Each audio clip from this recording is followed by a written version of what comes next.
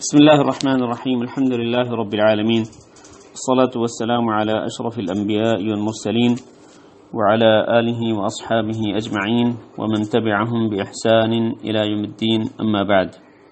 سب سے پہلے آپ سب حضرات کو آج کے اس سبق میں خوش آمدید کہتا ہوں. ہمارا یہ سبق دین کے اہم اسباق میں سے ایک سبق ہے، جس کے لیے ہم شیخ ابن باز رحمہ اللہ کی کتاب الدروس المہمہ لعامۃ الامہ پڑھ رہے ہیں. اس میں ہم نے کل دوسرا سبق شروع کیا تھا ارکان اسلام کے حوالے سے، اور اس میں اسلام کی جو سب سے پہلی بنیاد ہے اور اسلام کی جو سب سے اہم جڑ ہے اس کے بارے میں ہم نے کچھ گفتگو کی تھی، اور اس سے مراد اسلام کی بنیاد اور اسلام کی جڑ سے مراد کیا ہے؟ شہادتین کا اقرار، یعنی اس بات کی گواہی دینا کہ اللہ رب العزت کے سوا کوئی معبود برحق نہیں، اور جناب محمد صلی اللہ علیہ وسلم اللہ کے رسول ہیں. ہم نے اس پر تفصیل سے گفتگو کی تھی. لا الہ الا اللہ کی اہمیت بیان کی تھی، لا الہ الا اللہ کا معنی بیان کیا تھا، اور لا الہ الا اللہ کے بعض فضائل ہم نے ذکر کیے تھے. اور پھر کل کے سبق کی جو اہم بات ہے وہ یہ ہے کہ ہم نے لا الہ الا اللہ کی شرطیں ذکر کی تھیں کہ لا الہ الا اللہ پر ایمان لانے کی شرطیں کیا ہیں. کیونکہ بعض لوگ یہ سمجھتے ہیں، بلکہ بہت سارے لوگ یہ سمجھتے ہیں کہ بس لا الہ الا اللہ پڑھ لیا تو کافی ہے. لا الہ الا اللہ کا معنی بھی معلوم نہیں ہوتا، لا الہ الا اللہ کے تقاضے معلوم نہیں ہوتے، لا الہ الا اللہ کی شرطیں معلوم نہیں ہوتی. بس وہ یہ سمجھتے ہیں کہ ایک بار زبان سے لا الہ الا اللہ پڑھ لیا تو بس یہی کافی ہے. حالانکہ اگر وہ ذرا غور کریں تو اور بھی جو اعمال ہیں، خصوصاً جو اہم فرائض اسلام ہیں، ان کی شرطیں ہیں، ان کے ارکان ہیں، ان کی سنتیں ہیں، ان کے واجبات ہیں، اور بہت ہی اہم مسائل ہیں. آپ نماز کو لے لیں، نماز سے پہلے آپ وضو کرتے ہیں، وضو کے فرائض ہیں اور وضو کی شرطیں ہیں. اسی طرح وضو توڑنے والی چیزیں ہیں. نماز کو لے لیں، نماز کی شرطیں ہیں. جب تک آپ نماز کی وہ شرطیں پوری نہیں کریں گے آپ کی نماز درست نہیں ہوگی. نماز کے ارکان ہیں، فرائض ہیں، نماز کے واجبات ہیں، سنتیں ہیں. اسی طرح آپ روزہ دیکھ لیں، روزے کے بھی شرائط ہیں، روزے کے فرائض اور ارکان ہیں. جب تک آپ وہ ارکان پورے نہیں کریں گے اس وقت تک آپ کا روزہ درست نہیں ہوگا. اسی طرح زکوٰۃ ہے، اسی طرح حج بیت اللہ ہے. تو تمام فرائض اسلام جو ہیں ان کی شرطیں ہیں، ان کے ارکان ہیں، ان کے فرائض ہیں، ان کے واجبات ہیں. تو اصول و ضوابط ہیں، رولز ہیں تمام فرائض اسلام کے. اسی طرح یہ جو پہلی بنیاد ہے اسلام کی، لا الہ الا اللہ محمد الرسول اللہ، تو اس کے بھی بہت سارے اہم رولز ہیں، اصول و ضوابط ہیں. لا الہ الا اللہ کی شرطیں ہیں. جب تک آپ ان شرطوں کو پورا نہیں کریں گے اس وقت تک آپ کلمہ طیبہ لا الہ الا اللہ کو ماننے والے نہیں ہوں گے. اس وقت تک آپ کا ایمان لا الہ الا اللہ پہ درست نہیں ہوگا. تو ہر مسلمان کو کلمہ طیبہ لا الہ الا اللہ کی شرطوں کو اچھی طرح سے سمجھنا چاہیے، اور پھر ان شرطوں کے مطابق اس کلمے کے جو تقاضے ہیں ان تقاضوں کو پورا کرنا چاہیے. اللہ تعالیٰ سے دعا ہے کہ اللہ ہم سب کو سمجھنے اور عمل کرنے کی توفیق دے. پھر ہم نے کل کے سبق میں شہادتین میں سے جو دوسری شہادت ہے محمد الرسول اللہ، یعنی اس بات کی گواہی دینا کہ محمد صلی اللہ علیہ وسلم اللہ کے رسول ہیں، ہم نے اس کے حوالے سے بھی گفتگو کی تھی کہ یہ گواہی بھی تب تک درست نہیں ہوگی جب تک کہ آپ اس کی شرطوں کو پورا نہیں کریں گے. آپ کا اس پر ایمان مکمل نہیں ہوگا، درست نہیں ہوگا جب تک کہ آپ اس کی شرطوں کو پورا نہیں کریں گے. ہم نے کہا تھا کہ اس کی 4 شرطیں ہیں. لا الہ الا اللہ کی ہم نے 8 شرطیں ذکر کی تھیں، اور محمد الرسول اللہ صلی اللہ علیہ وسلم پر ایمان لانے کی ہم نے 4 شرطیں ذکر کی تھیں کہ آپ نبی صلی اللہ علیہ وسلم نے جتنی باتوں کی خبر دی ان کی تصدیق کریں، نبی صلی اللہ علیہ وسلم نے جن باتوں کا حکم دیا ان کی اطاعت کریں، نبی صلی اللہ علیہ وسلم نے جتنی باتوں سے منع کیا ان سے اجتناب اور پرہیز کریں، اور نبی صلی اللہ علیہ وسلم کے طریقے پر ہی اللہ رب العزت کی عبادت کریں. یہ عبدالرزاق صاحب کی طرف سے ایک میسج آیا ہے کہ ساؤنڈ ناٹ ریسیونگ. شعیب صاحب ذرا آپ ان کو دیکھ لیں. ان کے لیے آواز کا کوئی مسئلہ ہے، عبدالرزاق صاحب۔ تو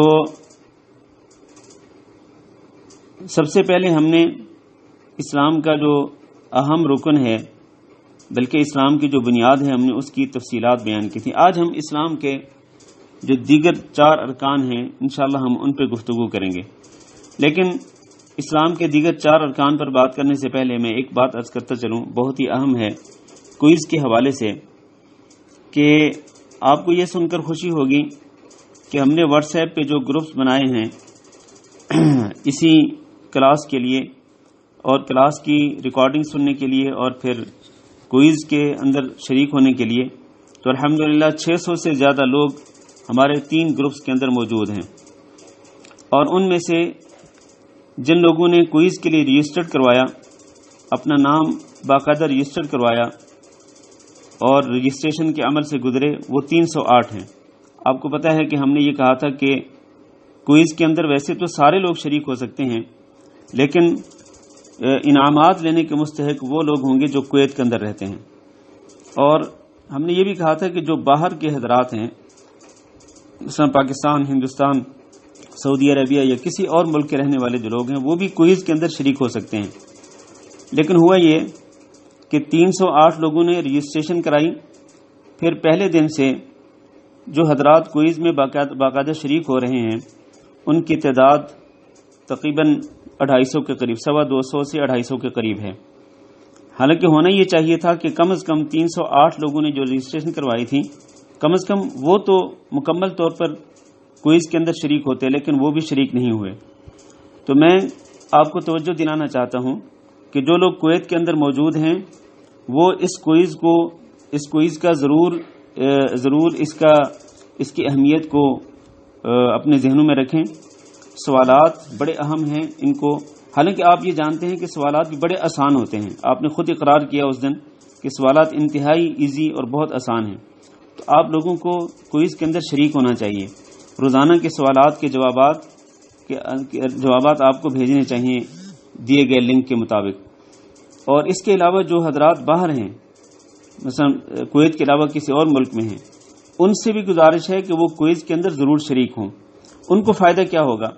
ایک تو سب سے پہلا فائدہ یہ ہوگا کہ جب وہ سوالات سنیں گے یا پڑھیں گے تو صحیح جوابات لکھنے کے لیے ان کو ریکارڈنگ سننی پڑے گی، اور ریکارڈنگ سن کر وہ استفادہ کر سکیں گے۔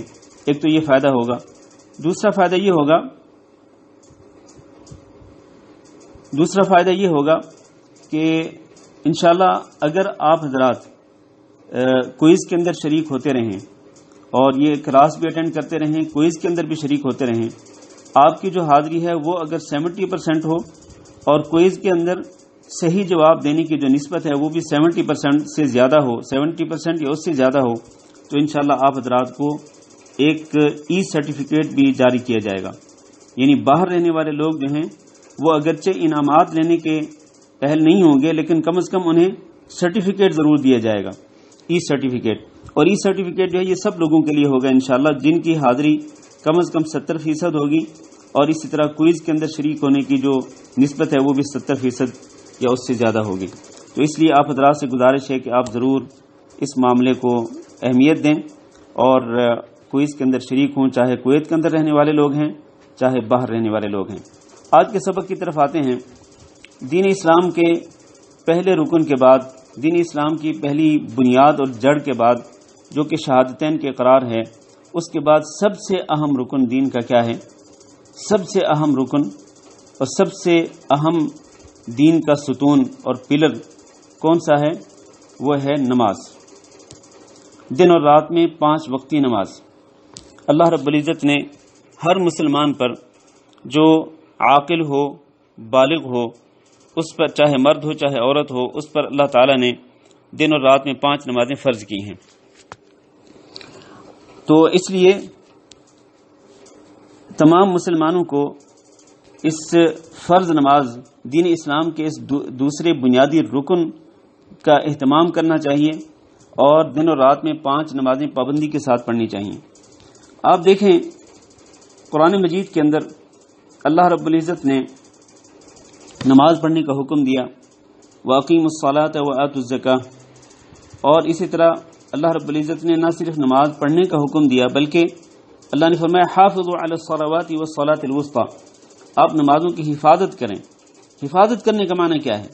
معنی یہ ہے کہ آپ کوئی نماز ضائع نہ کریں، کسی نماز کو اس کے اصل وقت سے نہ نکالیں، ہر نماز کو اس کے اصل وقت پہ پڑھیں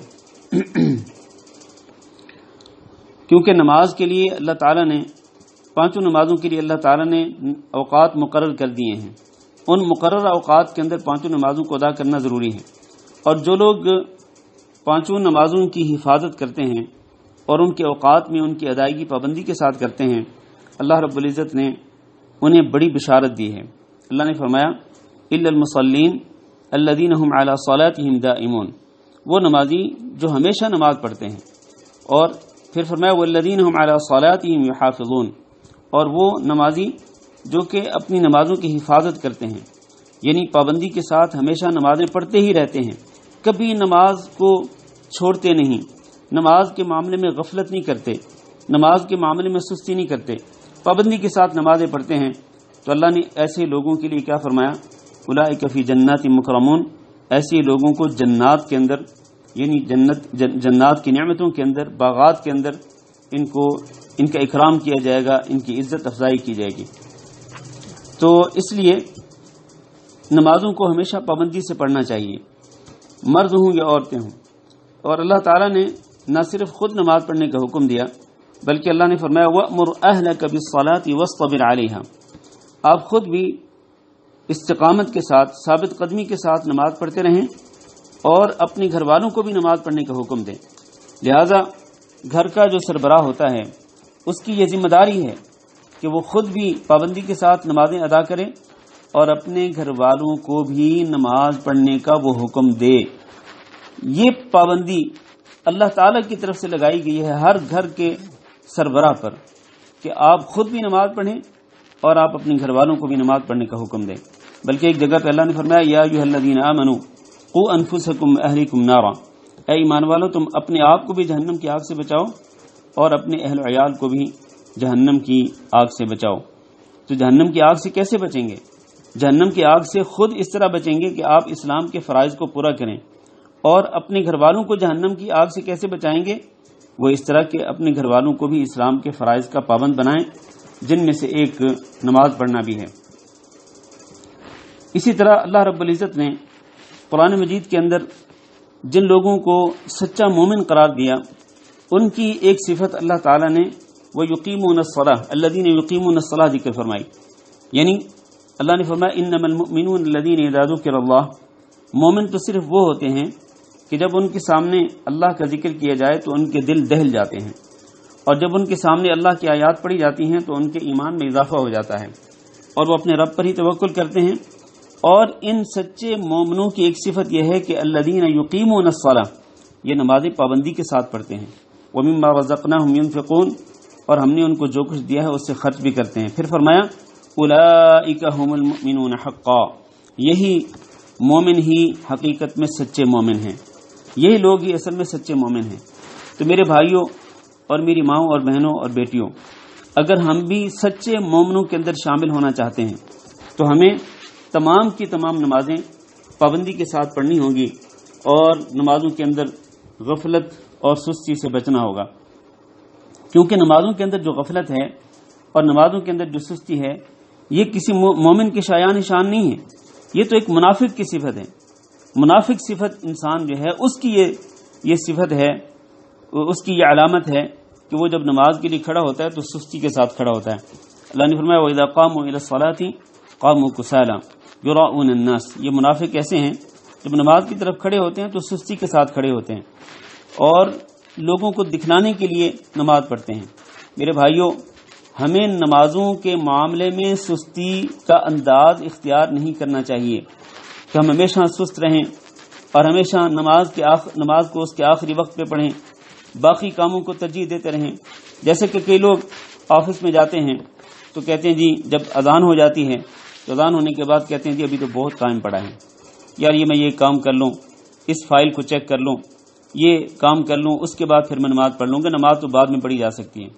تو بھائی اس کا مطلب یہ ہے کہ آپ اپنے آفس کے کام کو ترجیح دے رہے ہیں، فوقیت دے رہے ہیں نماز پر، اللہ کے حکم پر، اللہ کے دین پر اور دین اسلام کے فریضے پر اور دین اسلام کے ایک رکن پر آپ اپنے دنیاوی کام کو اہمیت دے رہے ہیں۔ تو آپ اپنے ایمان کا جائزہ لیں، آپ کا ایمان کس پائے کا ہے کہ آپ اپنے دنیاوی کام کو ترجیح دے رہے ہیں اور دین اسلام کا جو ستون ہے اس کو آپ لیٹ کر رہے ہیں۔ تو ایسا رویہ جو ہے کہ قطعاً اختیار نہیں کرنا چاہیے۔ آپ دیکھیں نا، نبی کریم صلی اللہ علیہ وسلم نے جو امت کو آخری وصیت کی ہے وہ کیا ہے؟ نبی صلی اللہ علیہ وسلم کا آخری کلام حضرت علی رضی اللہ تعالیٰ عنہ بیان کرتے ہیں، کان آخر کلام النبی صلی اللہ علیہ وسلم الصلاۃ وما ملکت ایمانکم، یعنی وفات پانے سے پہلے نبی صلی اللہ علیہ وسلم نے جو آخری گفتگو فرمائی امت کے لیے وہ کیا ہے؟ الصلاۃ، کہ لوگوں نماز کا خیال رکھنا، وما ملکت ایمانکم، اور جو تمہارے ماتحت کام کرنے والے لوگ ہیں ان کے حقوق کا خیال رکھنا۔ تو اس لیے نماز کے معاملے میں کسی قسم کی سستی اور غفلت کا برتاؤ نہیں کرنا چاہیے، سستی اور غفلت سے اجتناب کرنا چاہیے۔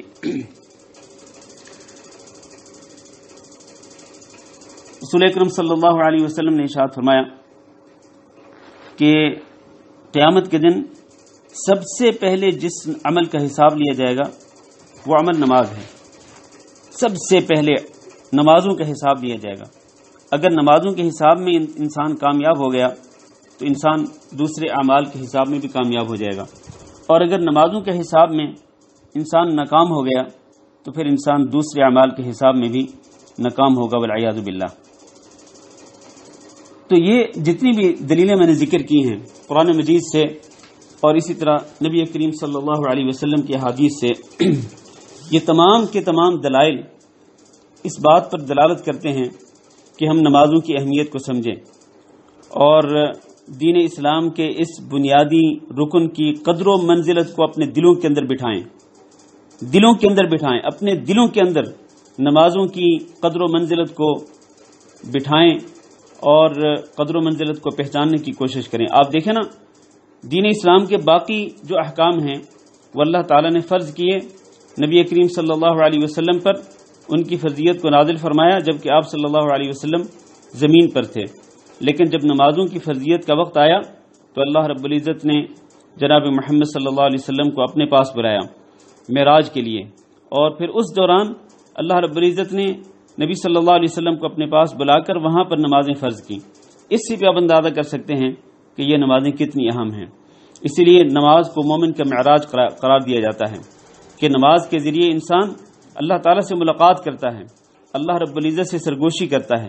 یقین مانے میرے عزیز بھائیوں، اگر آپ دنیا کی پریشانیوں کی وجہ سے تنگ آ چکے ہوں اور آپ پر پریشانیوں کے بادل چھائے ہوئے ہوں تو آپ وضو کریں، وضو کر کے آپ اللہ کی بارگاہ میں کھڑے ہو جائیں اور پھر اللہ تعالیٰ سے سرگوشی شروع کریں، اللہ تعالیٰ سے ہم کلام ہوں، پھر آپ رکوع کریں، رکوع میں اللہ کی تسبیح بیان کریں، سجدے میں جائیں، اللہ کے سامنے عاجزی انکساری کے اظہار کریں، اللہ کے سامنے روئیں، گڑ گڑائیں، آنسو بہائیں، آپ پر جو پریشانیوں کے بادل چھائے ہوئے وہ سارے چھٹ جائیں گے اور آپ کو ٹھنڈک، آنکھوں کی ٹھنڈک محسوس ہوگی، آپ کو دل کی راحت نصیب ہوگی۔ جعلت قرۃ عینی فی الصلاۃ، اللہ کے نبی فرماتے ہیں کہ میری آنکھوں کی ٹھنڈک نماز کے اندر رکھی گئی ہے۔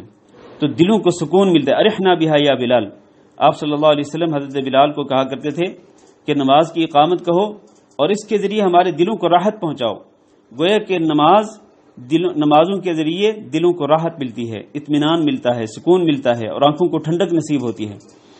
اور پھر آپ یہ دیکھیں کہ جو لوگ نمازوں کے اندر غفلت کرتے ہیں، اللہ نے ان کے بارے میں کس قدر سخت ارشادات بیان فرمائے ہیں، کتنی سخت باتیں اللہ تعالیٰ نے ذکر کی ہیں۔ جیسے کہ ہم نے سورۃ المعون کی تفسیر میں پڑھا تھا، اللہ نے فرمایا فویل للمصلین، ہلاکت اور بربادی ہے، اور ایک قول کے مطابق ویل جہنم کی ایک وادی کا نام ہے کہ جہنم کی وادی ہے کن کے لیے؟ بے نمازوں کے لیے نہیں، للمصلین، نماز پڑھنے والوں کے لیے۔ کون سے نماز پڑھنے والے؟ الذین هم عن صلاتهم ساہون، جو نماز سے غافل رہتے ہیں، یعنی کبھی نماز پڑھتے ہیں پھر کبھی نماز چھوڑ دیتے ہیں، کبھی نماز وقت پر پڑھتے ہیں، کبھی بے وقت پڑھتے ہیں۔ تو ایسے جو نمازوں سے غافل رہنے والے لوگ ہیں ان کے لیے اللہ رب العزت نے ہلاکت اور بربادی کا اور جہنم کی ایک وادی کا ذکر فرمایا ہے۔ ایک اور جگہ پہ اللہ نے فرمایا فخلف من بعدهم خلف اضاعوا الصلاة واتبعوا الشهوات فسوف يلقون غیا۔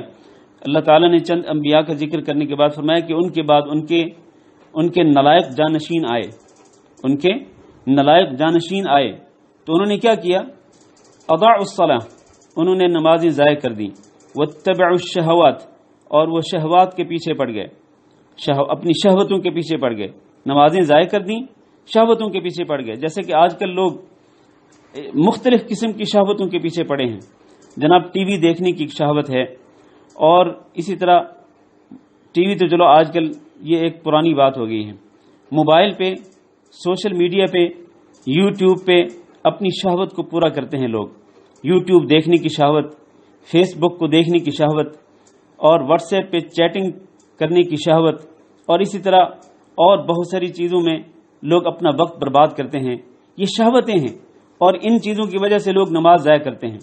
فرمایا اضاعوا الصلاة واتبعوا الشهوات، انہوں نے نمازوں کو ضائع کیا اور اپنی شہوتوں کے پیچھے پڑ گئے، تو ان کا کیا ہوگا؟ ان کا حشر کیا ہوگا؟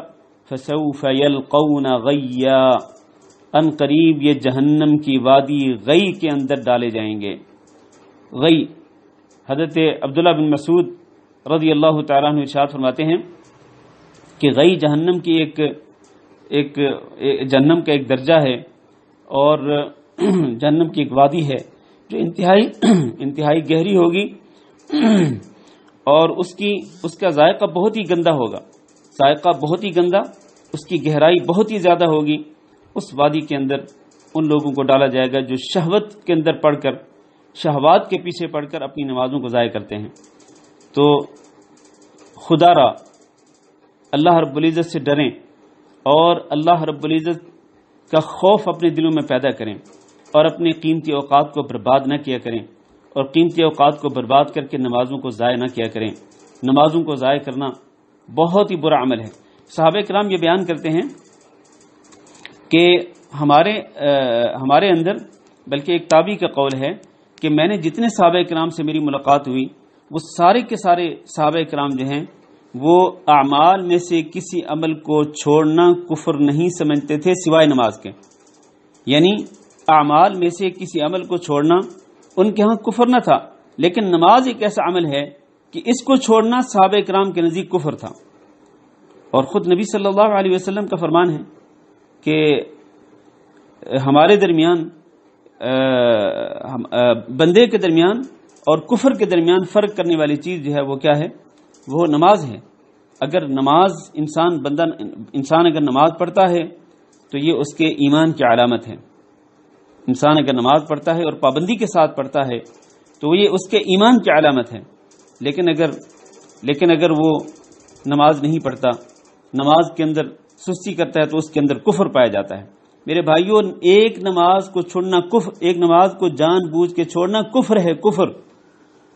یاد رکھنا، میں ایک نماز کو چھوڑنے والے کو کافر نہیں کہہ رہا، بلکہ میں یہ کہہ رہا ہوں کہ ایک نماز کو دانستہ طور پہ چھوڑنا کفر ہے۔ کفر کا معنی یہ ہے کہ یہ کافروں والا عمل ہے، یہ مسلمانوں والا عمل نہیں ہے۔ یہ مسلمانوں والا عمل نہیں۔ مسلمانوں کا عمل کیا ہوتا ہے کہ وہ نمازی پابندی کے ساتھ پڑھتے ہیں، ہر حال میں وہ نماز کبھی بھی وہ نماز کو قضا نہیں کرتے، ہر حال میں نمازیں پوری کرتے ہیں۔ لیکن کفار جو ہیں، یہ ان کا ایک عمل ہو سکتا ہے کہ وہ نماز کو چھوڑیں۔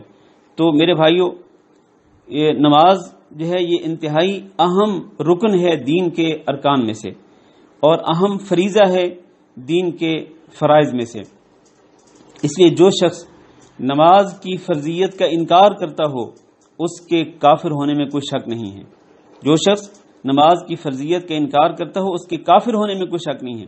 لیکن جو شخص نماز کی فرضیت کو تو مانتا ہو کہ نمازیں فرض ہیں، لیکن سستی کرتا ہو، غفلت کرتا ہو، کبھی نماز پڑھتا ہو، کبھی نماز چھوڑ دیتا ہو، تو اس کا یہ جو طرز عمل ہے یہ کافروں والا طرز عمل ہے، اس کا یہ عمل مسلمانوں اور مومنوں کا طرز عمل نہیں ہے۔ لہذا ہمیں اپنے گریبان میں جھانکنا چاہیے اور دیکھنا چاہیے کہ ہم نمازوں کے ساتھ کیا سلوک کرتے ہیں۔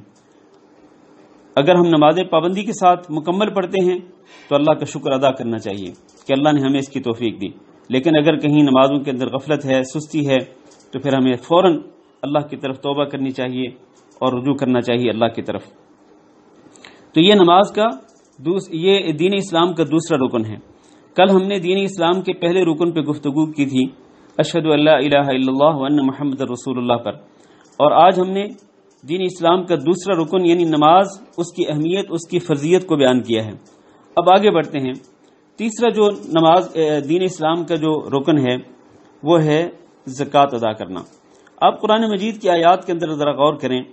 قرآن مجید میں بیشتر مقامات پہ اللہ رب العزت نے جہاں نماز کو قائم کرنے کا حکم دیا یا نماز قائم کرنے والوں کا ذکر کیا، وہاں اللہ رب العزت نے زکوٰۃ ادا کرنے کا حکم دیا یا زکوٰۃ ادا کرنے والوں کا ذکر فرمایا۔ تو اس سے ثابت یہ ہوتا ہے کہ جس طرح دن اور رات میں 5 نمازوں کی اہمیت ہے، اسی طرح سے زکوٰۃ ادا کرنے کی اہمیت بھی اس سے کم نہیں ہے۔ مال، جس کو اللہ رب العزت نے مال دیا ہو، اس کو چاہیے کہ وہ اپنے مال کی زکوٰۃ ادا کرے۔ تب ہاں اس کی شرطیں ہیں جو ہم شرطیں پہلے بیان کر چکے ہیں، زکوٰۃ فرض ہونے کی شرطیں کیا ہیں، زکوٰۃ کے دیگر احکامات کیا ہیں، ہم وہ پہلے پڑھ چکے ہیں۔ رمضان سے پہلے ہم نے تقریباً 4 سبق پڑھے تھے زکوٰۃ کے احکام کے متعلق۔ تو خلاصہ یہ ہے کہ زکوٰۃ کی اہمیت بھی نماز کی اہمیت سے کم نہیں ہے۔ زکوٰۃ ادا کرنا بھی دین اسلام کے فرائض میں سے ایک فریضہ ہے، اس لیے اللہ رب العزت نے قرآن مجید کے اندر نماز کے ساتھ ساتھ زکوٰۃ ادا کرنے کا بھی حکم دیا، اور اللہ تعالیٰ نے یہ بھی ارشاد فرمایا کہ زکوٰۃ جو ہے یہ آپ کو پاک کرتی ہے۔ زکوٰۃ کیا کرتی ہے؟ آپ کو پاک کرتی ہے، آپ کے نفس کو پاک کرتی ہے، آپ کے اعمال کو پاک کرتی ہے، آپ کے مال کو پاک کرتی ہے، آپ کے اعمال میں برکت، آپ کے مال میں برکت دیتی ہے۔ گویا کہ زکوٰۃ کے ذریعے انسان کو پاکیزگی حاصل ہوتی ہے، طہارت حاصل ہوتی ہے، نفسانی طہارت بھی ہوتی ہے، نفسانی تزکیہ بھی ہوتا ہے، اور اسی طرح مال کے اندر بھی پاکیزگی آتی ہے، مال کے اندر بڑھوتری بھی ہوتی ہے، مال کے اندر برکت بھی آتی ہے۔ اللہ نے قرآن مجید میں ارشاد فرمایا وَمَا آتَيْتُم مِّن زَكَاةٍ تُرِيدُونَ وَجْهَ اللَّهِ فَأُولَٰئِكَ هُمُ الْمُضْعِفُونَ، آپ جو زکوٰۃ دیتے ہو اللہ کی رضا کی خاطر، تو ایسے لوگوں کو اور کئی گنا زیادہ مال دیا جائے گا۔ مَا أَنفَقْتُم مِّن شَيْءٍ فَهُوَ يُخْلِفُهُ، تم جو بھی اللہ کے راستے میں خرچ کرو گے اس کی جگہ پہ اللہ رب العزت آپ کو اور دے دے گا۔ تو جس شخص کے پاس اتنا مال ہو کہ جس میں زکوٰۃ فرض ہوتی ہو اور اس پر سال پورا گزر جائے تو اس کی زکوٰۃ ادا کرنا ضروری ہے، چاہے سونا چاندی ہو، چاہے کیش پیسے ہوں، چاہے تجارتی اموال ہوں، چاہے زرعی پیداوار ہو، چاہے حیوانات اور جانور ہوں، ہر ایک کی الگ الگ شرطیں ہیں اور اصول و ضوابط ہیں۔ تو تمام شروط اور اصول و ضوابط کو سامنے رکھتے ہوئے زکوٰۃ ادا کرنا ضروری ہے۔ رسول اکرم صلی اللہ علیہ وسلم کے ارشاد گرامی ہے کہ من آتاہ اللہ مالا فلم یؤدی زکاتہ، جس کو اللہ رب العزت مال دے اور وہ اپنے مال کی زکوٰۃ ادا نہ کرے تو اس کے لیے وہ مال قیامت کے دن ایک گنجے سانپ کی شکل میں آئے گا اور اس کے گلے میں لپٹ جائے گا، اور پھر اس کے جبڑوں کو پکڑ کر کہے گا انا مالک انا کنزک، میں تمہارا مال ہوں، میں تمہارا خزانہ ہوں۔ اس سے یہ ثابت ہوتا ہے کہ وہ مال جس کی انسان زکوٰۃ ادا نہ کرے، وہ مال انسان کے لیے وبال جان بن جائے گا، خود انسان کی تباہی اور بربادی کا ذریعہ بن جائے گا وہ مال۔ ہم اس مال کو دنیا کے اندر سنبھال کے رکھتے ہیں، جمع کر کے رکھتے ہیں، اپنا بینک بیلنس بار بار دیکھتے ہیں کہ اب آج ہمارے پاس کتنا ہو گیا، کل ہمارے پاس کتنا ہو گیا، پھر پرسوں ہمارے پاس کتنا ہو گیا۔ ہم اس مال کو جمع کر کے رکھتے ہیں، لیکن میرے بھائیو اگر اس جمع کیے ہوئے مال کی زکوٰۃ ادا نہیں کی تو پھر قیامت کے دن یہی مال گنجے سانپ کی شکل میں آپ کے گلے کا ہار بن جائے گا اور آپ کے گلے کے اندر لپٹ کر کہے گا کہ میں تمہارا مال ہوں اور میں تمہارا خزانہ ہوں۔ تو اس لیے زکوٰۃ ادا کرنے میں قطعی طور پر سستی نہیں کرنی چاہیے۔ رسول اکرم صلی اللہ علیہ وسلم نے فرمایا تؤخذ من اغنیائہم وترد علی فقرائہم، معاشرے کے اندر جو مالدار لوگ ہیں، اغنیاء ہیں، ان کے مالوں سے زکوٰۃ وصول کی جائے، اور معاشرے کے اندر ہی رہنے والے جو لوگ فقراء مساکین ہیں ان کو وہ زکوٰۃ دے دی جائے، تاکہ وہ اپنی ضرورتوں کو پورا کر سکیں۔ میرے بھائیو، جس معاشرے کے اندر زکوٰۃ ادا کی جاتی ہے اس معاشرے کے اندر محبت اور پیار کی فضا پیدا ہوتی ہے، اس معاشرے کے اندر ہمدردی کی فضا پیدا ہوتی ہے، اور وہ معاشرہ جو ہے وہ بغض اور حسد اور نفرت سے بچ جاتا ہے، پاک ہو جاتا ہے۔ ورنہ جس معاشرے کے اندر زکوٰۃ ادا نہیں کی جاتی تو اس معاشرے کے اندر طبقاتی تقسیم ہو جاتی ہے، اور جو فقراء مساکین ہوتے ہیں وہ مالدار لوگوں سے نفرت کرنا شروع کر دیتے ہیں، ان کے دلوں میں بغض اور حسد پیدا ہو جاتا ہے۔ اور اسی طرح جو مال خرچ نہیں کرتے ہیں، زکوٰۃ ادا نہیں کرتے ہیں، ان کے دلوں کے اندر ناشکری کے جذبات پیدا ہوتے ہیں۔ تو اس لیے معاشرے کو اس طرح کی چیزوں سے پاک رکھنے کے لیے ضروری ہے کہ معاشرے کے مالدار لوگ زکوٰۃ ادا کریں اور ان کو دیں جن کے پاس مال نہ ہو، اور جو فقراء مساکین ہوں اور اس کے حقدار ہوں۔ آپ دیکھیں زکوٰۃ کتنی اہمیت ہے کہ نبی کریم صلی اللہ علیہ وسلم کی وفات کے بعد جب کچھ لوگوں نے زکوٰۃ دینے سے انکار کر دیا تھا تو حضرت ابوبکر صدیق رضی اللہ تعالیٰ عنہ نے ان کے خلاف اعلان جنگ کر دیا تھا، اعلان جنگ۔ اور آپ نے فرمایا تھا کہ جو شخص ایک رسی بھی اگر نبی صلی اللہ علیہ وسلم کے دور میں زکوٰۃ کے طور پر دیتا تھا نبی صلی اللہ علیہ وسلم کو، اگر آج مجھے وہ رسی زکوٰۃ کے طور پر نہیں دے گا تو میں اس کی گردن کاٹ دوں گا، اس کے خلاف میں جنگ کا اعلان کرتا ہوں۔ تو اس سے اندازہ کر سکتے ہیں کہ زکوٰۃ نہ دینے والے جو ہیں وہ ان کی کیا حیثیت ہوتی ہے کہ ان کے خلاف خلیفہ وقت اعلان جنگ کر رہا ہے۔ تو اس لیے ہمیں زکوٰۃ کے احکام کو سیکھنا چاہیے جو ہم پہلے بیان کر چکے ہیں، اور ان احکام کے مطابق، ان اصول و ضوابط کے مطابق ہمیں زکوٰۃ ادا کرنی چاہیے۔ آگے بڑھتے ہیں۔ دین اسلام کا چوتھا رکن ہے رمضان المبارک کے روزے۔ رمضان المبارک کے روزے بھی دین کے ارکان میں سے ایک رکن ہیں، دین کے فرائض میں سے ایک بہت بڑا فریضہ ہے۔ اللہ نے فرمایا یا ایھا الذین آمنوا کتب علیکم الصیام، ایمان والو تم پہ روزے فرض کیے گئے ہیں جس طرح تم سے پہلے لوگوں پہ فرض کیے گئے تھے۔ تو یہ اللہ رب العزت کا واضح کلام ہے جو اس بات پر دلالت کرتا ہے کہ روزے فرض کیے گئے ہیں۔ فمن شہد منکم الشہر فلیصم، جو شخص بھی رمضان کے مہینے کے اندر موجود ہو تو وہ رمضان کے روزے ضرور رکھے۔ ہاں جس کے پاس عذر ہو، جیسے کہ مریض ہے، یا جیسے کہ مسافر ہے، یا جیسے کہ کوئی بوڑھا انسان ہے جو روزہ رکھنے کی استطاعت نہیں رکھتا، یا جیسا کہ ایک حاملہ عورت ہے جو حمل کی وجہ سے روزہ نہیں رکھ سکتی، یا جیسا کہ جو دودھ پلانے والی عورت ہے جو دودھ پلانے کی وجہ سے روزے نہیں رکھ سکتی، تو ایسے لوگوں کو اللہ تعالیٰ نے رخصت دی ہے، ایسے لوگوں کو اللہ تعالیٰ نے اجازت دی ہے کہ وہ روزے چھوڑ سکتے ہیں۔ تو اس لیے روزوں کی اہمیت اور روزوں کی فرضیت جو ہے اس کا اقرار کرنا چاہیے، اور رمضان کے روزے ہر حال میں رکھنے چاہیے۔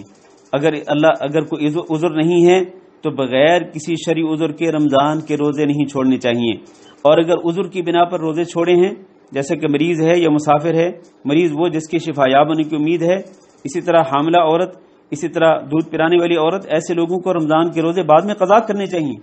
اسی طرح حیض کی وجہ سے جن عورتوں کے کچھ روزے رہ جاتے ہیں ان کو بعد میں قضا کرنا ضروری ہے۔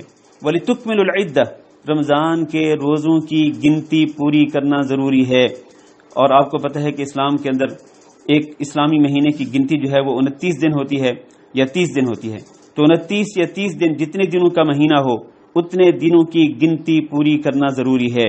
یہ اللہ رب العزت کا حکم ہے، اللہ رب العزت کا ایک فریضہ ہے مسلمانوں پر جس کو پورا کرنا ضروری ہے۔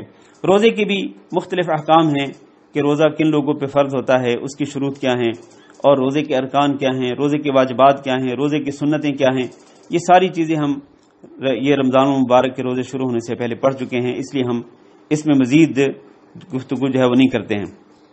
تو خلاصہ یہ ہے کہ دین اسلام کے جو بنیادی ارکان ہیں اور جو بنیادی فرائض ہیں ان میں سب سے پہلا رکن اور سب سے پہلا فریضہ اللہ رب العزت کی وحدانیت کا اقرار کرنا، اللہ کی توحید کا اقرار کرنا، اور جناب محمد صلی اللہ علیہ وسلم کی رسالت کو ماننا، اور پھر اس کے بعد 5 وقت نماز ادا کرنا، اور پھر زکوٰۃ ادا کرنا، اور پھر رمضان المبارک کے روزے رکھنا، اور آخری جو فریضہ ہے دین اسلام کے فرائض میں سے وہ یہ ہے کہ اگر اللہ تعالیٰ استطاعت دے، اللہ تعالیٰ طاقت دے تو بیت اللہ کا حج بھی کیا جائے۔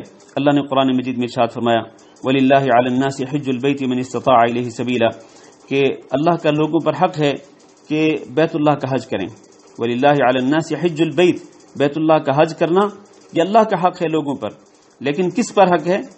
مَنِ اسْتَطَاعَ إِلَيْهِ سَبِيلًا، جو بیت اللہ کی طرف جانے کی استطاعت رکھتا ہو، جسمانی استطاعت بھی رکھتا ہو اور مالی استطاعت بھی رکھتا ہو، جسمانی طور پر وہ حج کرنے کے قابل ہو اور مالی طور پر وہ حج کے خرچے برداشت کر سکتا ہو، تو ایسے شخص پر حج کرنا زندگی میں ایک بار، یہ ہر سال حج فرض نہیں ہوتا، زندگی میں ایک بار حج کرنا فرض ہے اس شخص کے لیے جو اس کی استطاعت رکھتا ہو۔ اور پھر حج بیت اللہ کے بھی بڑے فضائل ہیں، اور اس کے بھی اہم اس کی شروط ہیں، اس کے ارکان ہیں، اس کے واجبات ہیں، اس کی سنتیں ہیں۔ ہم ان کی تفصیلات میں نہیں جانا چاہتے، صرف یہی بیان کر دینا کافی ہے کہ اللہ رب العزت نے مسلمان پر حج بیت اللہ بھی فرض کیا ہے، لہذا جو شخص مالی طور پر اور جسمانی طور پر استطاعت رکھتا ہو تو وہ پہلی فرصت میں حج ادا کرے اور یہ فریضہ ادا کرے۔ یہ نہیں ہے کہ وہ ہر سال بہانے بناتا رہے کہ جی اس سال تو مجھے جناب پلاٹ خریدنا ہے، اور اس سال میں نے فلیٹ خریدنا ہے، اس سال جناب میں نے پلاٹ خریدا ہے تو اس میں گھر بنانا ہے، اس سال جناب میں نے اپنے بیٹے کی شادی کرنی ہے، پھر اگلے سال جناب بیٹی کی شادی کرنی ہے۔ اس طرح سے وہ مختلف دنیاوی ذمہ داریوں کو اللہ کے اس فریضے پر ترجیح دیتا ہے، حج بیت اللہ پر ترجیح دیتا ہے، اور دنیاوی کاموں میں لگا رہتا ہے، حتیٰ کہ دنیاوی کاموں میں اس قدر مگن ہوتا ہے کہ اس کے پاؤں قبر میں پہنچ جاتے ہیں اور اس نے بیت اللہ کا حج ادا نہیں کیا ہوتا۔ تو یہ غفلت ہے، بلکہ یہ مجرمانہ غفلت ہے۔ اس لیے حضرت عمر رضی اللہ تعالیٰ عنہ نے اپنے دور خلافت میں بعض ایسے لوگوں کو بھیجا تھا مختلف شہروں کی طرف کہ جاؤ دیکھو، جو شخص حج بیت اللہ کی استطاعت رکھتا ہو اور وہ حج بیت اللہ کے لیے نہیں آ رہا تو اس پر جزیہ فرض کر دو، اس لیے کہ یہ لوگ مسلمان نہیں ہیں۔ یہ جزیہ غیر مسلم پر فرض ہوتا ہے۔ وہ غیر مسلم جو کسی اسلامی مملکت کے اندر رہے، کسی اسلامی ریاست کے اندر رہے، تو اپنی جان اور اپنے مال کا تحفظ حاصل کرنے کے لیے اس کو اس ملک کے اندر ٹیکس دینا پڑتا ہے، اس کو جزیہ کہتے ہیں۔ تو حضرت عمر رضی اللہ تعالیٰ عنہ نے یہ فرمایا تھا کہ جو لوگ استطاعت کے باوجود بیت اللہ کا حج کرنے نہیں آ رہے تو ان پر جزیہ فرض کر دو، اس لیے کہ یہ مومن نہیں ہیں، یہ مسلمان نہیں ہیں، ورنہ مسلمان ہوتے تو پھر یہ سب سے پہلے بیت اللہ کا حج ادا کرتے، لیکن استطاعت کے باوجود اگر یہ بیت اللہ کا حج ادا کرنے نہیں آ رہے تو حضرت عمر رضی اللہ تعالیٰ عنہ کے فیصلے کے مطابق ایسے لوگ مسلمان نہیں ہیں۔ اس لیے ہمیں یہ فریضہ جو ہے اسلام کا، اس کو بھی پہلی فرصت میں ادا کر دینا چاہیے، جیسے ہی اللہ رب العزت اس کا موقع دے اور اس کی استطاعت دے تو اس کو ادا کر لینا چاہیے۔ نبی صلی اللہ علیہ وسلم کا بھی فرمان ہے کہ جس شخص پر حج فرض ہو جائے تو وہ پہلی فرصت میں حج ادا کرے، ورنہ ہو سکتا ہے اگلے سال وہ بیمار ہو جائے، ہو سکتا ہے اگلے سال اس کو کوئی اور ضرورت پیش آ جائے، تو بیمار ہونے سے پہلے اور کسی اور ضرورت کے پیش آنے سے پہلے انسان کو چاہیے کہ وہ یہ اسلام کا فریضہ پہلی فرصت میں ادا کر لے۔ یہ نبی کریم صلی اللہ علیہ وسلم کا فرمان ہے۔ تو اس طرح سے یہ دین اسلام کے جو ارکان ہیں، بنیادی ارکان، وہ ہم نے پڑھ لیے ہیں۔ اس طرح یہ اس کتاب کا جو ہم نے شروع کی تھی شیخ ابن باز رحمہ اللہ کی کتاب دین کے اہم اسباب، اس کا دوسرا سبق بھی مکمل ہوا۔ پہلا سبق جو ہے وہ سورۃ الفاتحہ اور آخری پارے کی 16 سورتوں کی تفسیر اور ان کو سیکھنے کے بارے میں تھا، اور دوسرا سبق جو ہے وہ ارکان اسلام کے بارے میں تھا۔ یہ سبق ختم ہوا۔ کل انشاءاللہ ہم تیسرا سبق شروع کریں گے اور وہ ہے ارکان ایمان۔ یہ ارکان اسلام ہم نے پڑھے ہیں، ارکان ایمان اور ہیں، ایمان کے ارکان، وہ انشاءاللہ ہم کل پڑھیں گے۔ لیکن آج کا سبق ختم کرنے سے پہلے میں یہ عرض کرتا چلوں کہ میرے بھائیوں اور میری ماؤں اور بہنوں، دین اسلام کے ان فرائض کو پابندی کے ساتھ ادا کرنا ضروری ہے۔ دین اسلام کے ان فرائض کو سمجھنا ضروری ہے، سمجھ کر ان کے تقاضوں کو پورا کرنا ضروری ہے۔ کیوں؟ اس لیے کہ نبی کریم صلی اللہ علیہ وسلم سے حضرت معاذ بن جبل رضی اللہ تعالیٰ عنہ نے ایک دفعہ پوچھا تھا۔ معاذ بن جبل رضی اللہ تعالیٰ عنہ بیان کرتے ہیں کہ میں نبی صلی اللہ علیہ وسلم کے ساتھ تھا ایک سفر میں، تو ایک دن میں نبی صلی اللہ علیہ وسلم کے قریب پہنچ گیا، ہم چل رہے تھے سفر کے اندر، تو میں نے کہا اللہ کے رسول اخبرنی بعمل يدخلنی الجنہ ويباعدنی عن النار، اے اللہ کے رسول مجھے ایسا عمل بتلا دیں کہ جو مجھے جنت میں داخل کر دے اور مجھے جہنم سے دور کر دے۔ میرے بھائیوں اور میری ماؤں اور بہنوں، کیا آپ جنت میں نہیں جانا چاہتے اور کیا آپ جہنم سے دور نہیں رہنا چاہتے؟ یقیناً آپ کے اندر بھی یہی تمنا ہوگی، آپ بھی یہی شوق رکھتے ہوں گے کہ آپ جنت میں پہنچ جائیں اور آپ جہنم سے بچ جائیں۔ تو اللہ کے رسول صلی اللہ علیہ وسلم نے اس صحابی کو کیا فرمایا؟ فرمایا لقد سألت عن عظیم، تم نے بہت بڑی چیز کے بارے میں سوال کیا ہے۔ یہ جو سوال ہے نا کہ مجھے ایسا عمل بتلا دے جو جنت میں داخل کر دے اور جہنم سے دور کر دے، فرمایا تم نے ایک بہت بڑی چیز کے بارے میں، بہت بڑے عمل کے بارے میں، عظیم الشان عمل کے بارے میں تم نے سوال کیا ہے۔ وَإِنَّهُ لَيَسِيرٌ عَلَى مَنْ يَسَّرَهُ اللَّهُ عَلَيْهِ، لیکن یقین رکھو یہ عمل بہت ہی آسان ہے اس کے لیے جس کے لیے اللہ تعالیٰ آسان کر دے۔ وہ عمل کیا ہے؟ وہ یہی دین اسلام کے 5 بنیادی ارکان ہیں۔ سنیے ذرا اللہ کے رسول نے کیا فرمایا معاذ بن جبل رضی اللہ تعالیٰ عنہ کو، فرمایا تعبد اللہ ولا تشرک به شیئا، تم ہمیشہ اللہ کی عبادت کرتے رہنا اور اللہ کے ساتھ کسی کو شریک نہ بنانا۔ یہ دین اسلام کا پہلا رکن ہے۔ دین اسلام کا پہلا رکن اللہ کی توحید، ہمیشہ اللہ کی عبادت کرنا اور اللہ کی عبادت میں کسی کو شریک نہ بنانا، اور اس کے ساتھ وتقیم الصلاۃ، اور نماز پابندی سے پڑھتے رہنا، وتؤتی الزکاۃ، اور زکوٰۃ پابندی سے ادا کرتے رہنا، وتصوم رمضان، اور رمضان کے روزے رکھتے رہنا، وتحج البیت، اور بیت اللہ کا حج ادا کرتے رہنا۔ تو اس حدیث کے اندر نبی صلی اللہ علیہ وسلم نے حضرت معاذ بن جبل کو جو عمل جنت میں جانے کے لیے اور جہنم سے دور رہنے کے لیے بتلایا، وہ عمل کیا ہے؟ وہ یہی دین اسلام کے فرائض کو پورا کرنا ہے۔ دین اسلام کے فرائض کو ہمیشہ پابندی کے ساتھ ادا کرنا ہے۔ اس طرح انسان جنت میں داخل ہو سکتا ہے اور جہنم سے بچ سکتا ہے۔ بس ایک آخری حدیث ذکر کر کے میں آج کا سبق ختم کرتا ہوں۔ حضرت طلحہ بن عبید اللہ رضی اللہ تعالیٰ عنہ بیان کرتے ہیں کہ ایک شخص اہل نجد میں سے رسول اکرم صلی اللہ علیہ وسلم کے پاس آیا، اس کے بال بکھرے ہوئے تھے اور اس کی آواز کی گنگناہٹ سنائی دیتی تھی، لیکن سمجھ نہیں آتی تھی اس کی بات کہ وہ کیا کہہ رہا ہے۔ آواز کی گنگناہٹ تو سنائی دیتی تھی لیکن اس کی بات کی سمجھ نہیں آتی تھی، یہاں تک کہ وہ قریب آیا، یہاں تک کہ وہ نبی صلی اللہ علیہ وسلم کے قریب پہنچا اور اس نے نبی صلی اللہ علیہ وسلم سے اسلام کے بارے میں سوال کیا، اسلام کے بارے میں کہ اسلام کیا ہے۔ تو رسول اکرم صلی اللہ علیہ وسلم نے فرمایا کہ تم دن اور رات میں 5 نمازیں پڑھنا۔ اس نے کہا اللہ کے رسول بس 5 نمازیں ہی پڑھنی ہیں یا اس کے علاوہ بھی کوئی نماز پڑھنی ہے؟ اللہ کے رسول نے فرمایا نہیں، 5 نمازیں ہی پڑھنی ہیں، لیکن ہاں اگر تم نفلی نماز پڑھنا چاہو تو وہ بھی پڑھ سکتے ہو۔ پھر اللہ کے رسول نے فرمایا کہ صرف نمازیں ہی نہیں، اسلام میں نمازیں ہی نہیں بلکہ رمضان کے روزے بھی ہیں۔ اس نے کہا بس رمضان کے روزے ہی ضروری ہیں یا اور بھی مجھے روزے رکھنے ہیں؟ تو اللہ کے رسول نے فرمایا کہ تم نفلی روزے بھی رکھ لو تو وہ بھی اچھا ہے، فرض تو نہیں ہے روزے رمضان کے علاوہ لیکن نفلی روزے رکھ سکتے ہو۔ پھر اللہ کے رسول صلی اللہ علیہ وسلم نے اس کو زکوٰۃ کے بارے میں فرمایا کہ زکوٰۃ بھی ادا کرنی ہے۔ اس نے کہا زکوٰۃ صرف زکوٰۃ ہی ادا کرنی ہے یا کچھ اور بھی مجھے مال خرچ کرنا ہے؟ تو اللہ کے رسول نے فرمایا کہ زکوٰۃ تو فرض ہے لیکن اگر نفلی طور پر تم صدقہ کرنا چاہو تو وہ بھی اچھی بات ہے۔ تو اس نے جب یہ ساری باتیں سنی اور اب آپ دیکھیں نبی صلی اللہ علیہ وسلم نے اس کو اسلام کے بنیادی فرائض اور بنیادی ارکان کے بارے میں آگاہ کیا۔ یہاں اس حدیث کے اندر حج کا ذکر نہیں ہے، کیوں؟ اس لیے کہ اس وقت تک حج فرض نہیں ہوا تھا۔ تو جب یہ شخص جانے لگا تو کہنے لگا واللہ لا ازید علی ھذا ولا انقص، اللہ کی قسم میں دین اسلام کے فرائض سے نہ زیادہ کروں گا نہ کم کروں گا۔ تو اللہ کے رسول نے اس کو بشارت دیتے ہوئے فرمایا تھا افلح ان صدق، کہ یہ شخص کامیاب ہو گیا اگر یہ واقعتاً یہ سچ کہہ رہا ہے کہ یہ دین اسلام کے فرائض کو پورا کرتا رہے گا تو یہ شخص کامیاب ہو گیا۔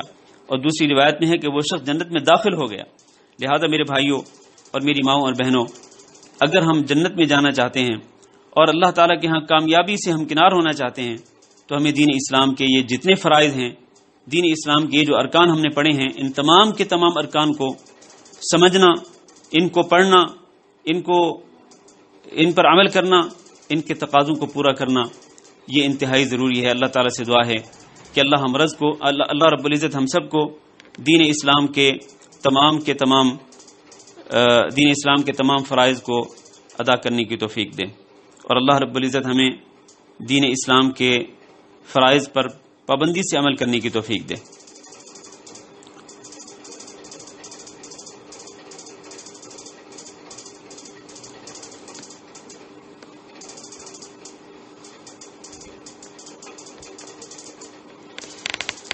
اس کے ساتھ ہی آج کا ہمارا سبق ختم ہوا۔